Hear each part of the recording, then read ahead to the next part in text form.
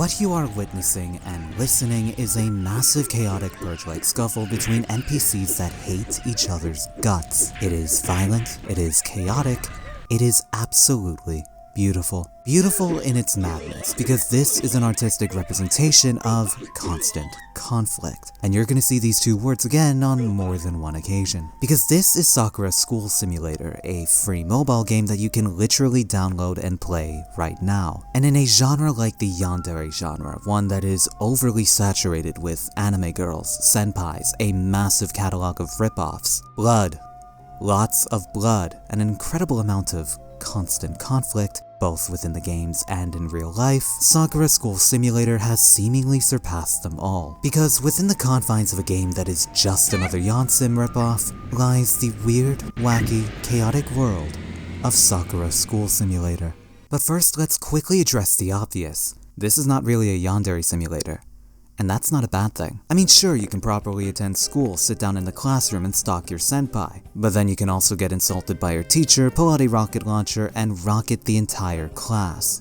Constant conflict. Because really, this game is a conglomeration of several precious parts. Take the classic art style of a Yansim with an insane amount of customization of both characters and the in-game world, and the constant conflict akin to a GTA. Though this game also reminds me of the games made by Matt Dickey, titans of the mobile game realm whose sole purpose is for the player to create as much constant conflict as possible. Because let's be honest with ourselves, one of the most entertaining things to do in these sort of games is messing around with random NPCs. And in Sakura School Simulator, there are plenty of civilians that you can use and abuse. Of course, some of them will fight back, and these are the ones that you'd normally expect. Police officers, Yakuza members, fellow students, kindergartners, but there's also tax officers in this game that seemingly appear harmless until provoked, because then they will chase you down firing explosive coins directly at your face. There's also this innocuous housing area, which can be completely shanked with a couple of rockets. In doing so, some angry construction workers will exit out of this building and proceed to get their vengeance by shooting rockets at you.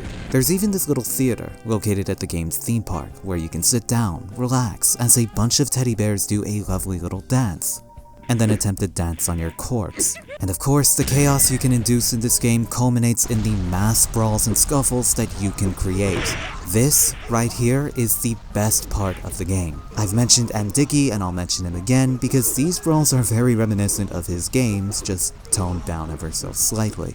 And much like those M. Dickey games, the roster of characters in Sakura School Simulator is both unique and vast, much like the world of this game. This is Sakura Town, the main setting of this game, and this is the actual world of this game.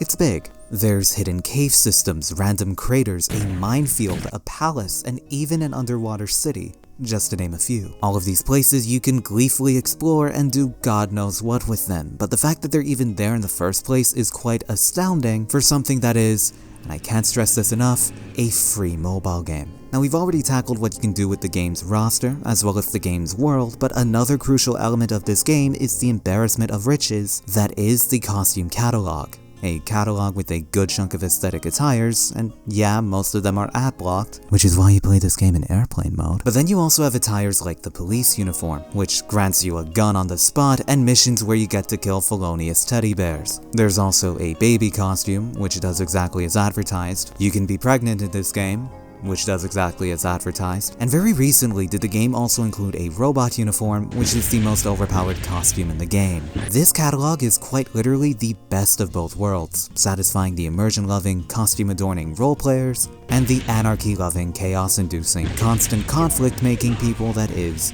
the rest of us.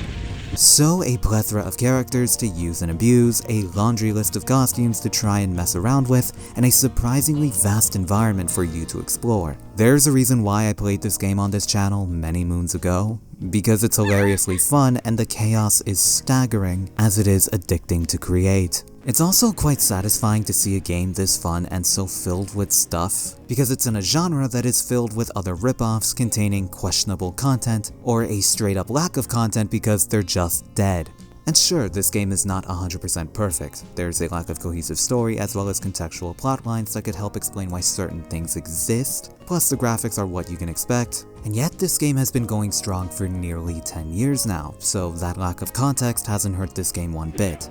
and it's actually added to the game's zany charm. A charm that has helped create a rabid fanbase and has attracted curious YouTubers, one of which is even in the game. What I hope you take away from this video is that you've discovered a hidden gem. A game that's rightly been called the GTA of Yandere ripoffs. It's also a game that serves its main purpose, a purpose that a lot of games nowadays have seemingly forgotten. It's pure, unadulterated fun.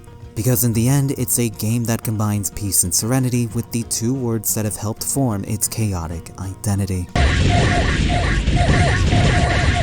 Ripoff.